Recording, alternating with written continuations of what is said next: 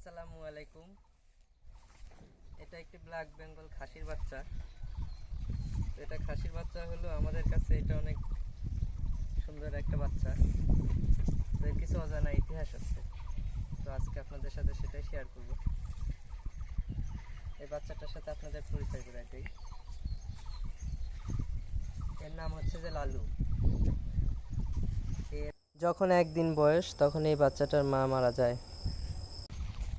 বাচ্চাটা খুবই ছোট ছিল, মাত্র 700 গ্রাম ওজন ওয়েট ছিল বাচ্চাটার।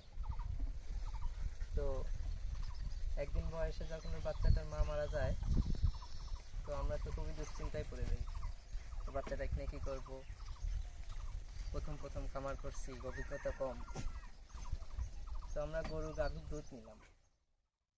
দুধ নিয়ে বাচ্চাটাকে খাওয়ানো শুরু করলাম। তো আস্তে আস্তে লালু বড় হতে থাকলো। এখন দেখেন লালুর 2 মাস বয়স।